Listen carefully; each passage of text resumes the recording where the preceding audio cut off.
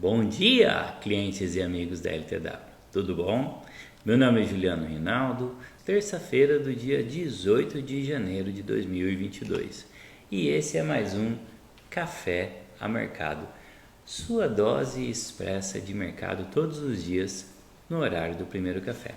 E hoje, no Café a Mercado, vamos falar sobre notícias do cenário local, notícias do cenário internacional e vamos ver como é que o Ibovespa se comportou ontem, segunda-feira. Vamos ao gráfico, porque olhando no gráfico nós conseguimos entender como é que ele se comportou. Ontem, desde sua abertura, o índice ele já abriu com uma forte queda, ele abriu ali na casa dos 106.900 pontos e ele teve uma forte queda ali por volta das 11 horas e depois ele recuperou e andou de lado até o seu fechamento, fechando ali na casa dos 106.374 pontos. Então ele fechou com uma queda de 0,52%. Portanto, o acumulado da semana é 0,52 porque só tivemos a segunda-feira. Já o dólar, ele fechou a R$ 5,52 e ele teve uma alta de 0,24% na segunda-feira. Falando sobre melhores e piores desempenhos de ontem, vamos analisar as empresas de ontem, os melhores e piores desempenhos. Entre melhores e piores de ontem, nós tivemos Cielo com 4,95%, Qualicorp, Quali3 com 2,76%, TIM com 2,45%, Localweb com 2,26%, e BRF com 1,85%. E entre piores desempenhos nós temos Braskem com menos 6,73%, Iguatemi com menos 3,73%, Alpargatas com menos 3,49%, Redditor com menos 3,44% e Magazine Luiza, Magalu com menos 3,32%. Então esses são os números do Ibovespa ontem. Então, o que aguardamos para hoje? Qual uma breve descrição do cenário? A sessão dessa terça-feira é de forte queda para os principais índices mundiais, na volta do feriado de Martin Luther King nos Estados Unidos, que deixou as bolsas fechadas por lá ontem. A baixa ocorre em meio a uma disparada nos rendimentos do Tesouro, com os investidores montando posição, tendo em vista a projeção de aumento de taxas de juros pelo Federal Reserve de forma a conter a inflação.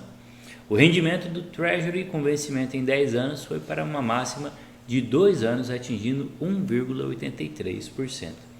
Já o rendimento dos títulos do governo de 2 anos passou de 1% pela primeira vez desde fevereiro de 2020.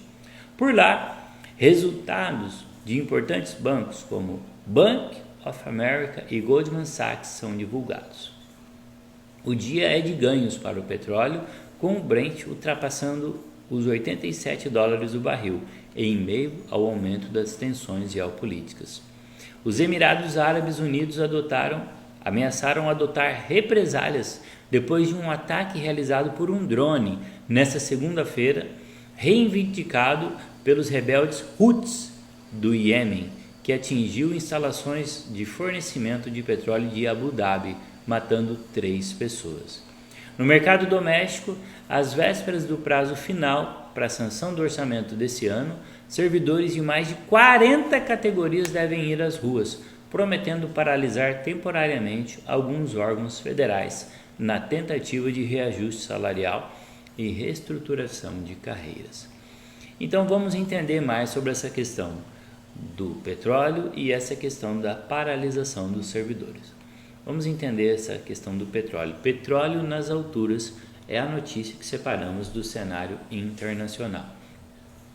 O barril do petróleo Brent, utilizado como referência pela Petrobras, atingiu o maior valor desde 2014, aos $88,13 o barril durante essa madrugada no Brasil.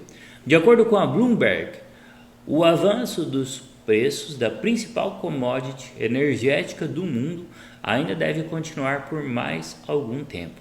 O Goldman Sachs prevê que entre 2022 e 2023 o petróleo pode atingir $100 por barril. As tensões no Oriente Médio auxiliaram na alta dos preços, mas a retomada da economia é a grande culpada. A volta das viagens de avião e a demanda pelo crescimento da atividade dos países colocará ainda mais pressão sobre o petróleo. Por um lado, empresas do setor devem se beneficiar com esse cenário. Por outro lado, o preço dos combustíveis também deve acelerar nos próximos meses, se essa previsão se confirmar. Agora vamos a essa notícia do cenário local. Paralisação dos servidores. Vamos entender o que está acontecendo.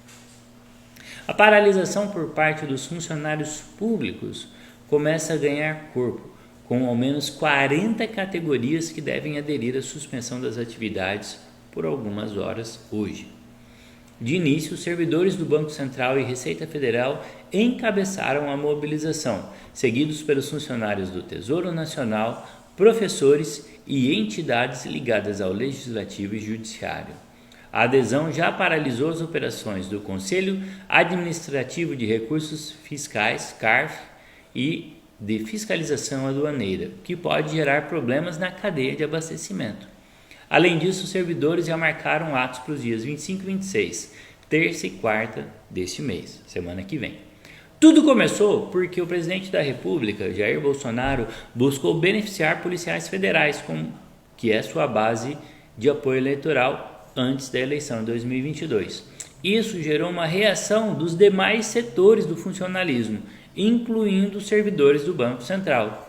De acordo com o texto, o presidente abriu no orçamento um espaço de 1,7 bilhão destinado ao aumento do salário da categoria.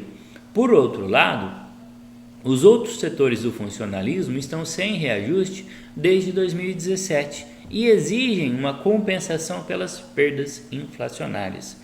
Bolsonaro tem até sexta-feira para sancionar a proposta. A questão é, muito provavelmente, ninguém vai ter aumento, porque se for dar para um, vai ter que dar para todo mundo, e não tem dinheiro para todo mundo. Então, vamos ver como é que vai desenrolar esse imbróglio. Mais uma coisa é fato, não vai ter dinheiro para todo mundo.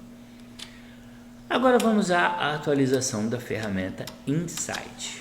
Na ferramenta Insight, o que nos chamou a atenção foi esse update do Itaú. Por que chamou a atenção esse update do Itaú? Quando nós abrimos aqui, você abre esse update, olha que interessante. Recomendação de compra 1 e um upside de 49,44%, quase 50%. O Itaú Unibanco informou ao mercado nesta quinta-feira, dia 13, a compra de 100% do capital da Ideal Holding Financeira. É uma corretora digital, a Ideal. Então, quando você lê esse anúncio, você entende por que o Itaú comprou essa corretora. E olha que interessante. Lógico, você vai ler, você vai entender o que está envolvido, valores, forma de pagamento, né? Ali, ó. E a maneira como eles vão trabalhar e o objetivo, né? E claro, a conclusão da aquisição ainda está sujeita à aprovação do CAD Banco Central. Mas é interessante, né? Você vai entender sobre a adquirida, né? A Ideal foi fundada por executivos que têm licença desde 2019, que possuíram expertise no mercado e intermediação de valores imobiliários, tornando-se uma das corretoras líderes no movimento, líderes em volume negociados na B3. A corretora atua de forma 100% digital e oferece soluções de trading eletrônico e DMA. Então, analisamos ou recomendamos que você analise esse relatório. E olha a conclusão.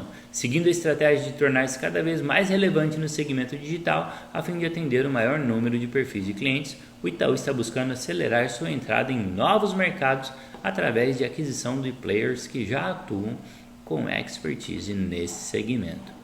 E a recomendação de compra 1. Então, um relatório completo desse fato relevante do Itaú e a compra da corretora Ideal. Sim, então esse é o relatório da Insight. Dessa forma, nós agradecemos a sua companhia e desejamos a você um bom dia. Finalizamos assim o nosso Café a Mercado. Agradecemos a sua atenção, desejamos a você um bom dia, uma boa terça-feira, desejamos a você bons negócios e principalmente bons cafés. Abraço, até amanhã, tchau!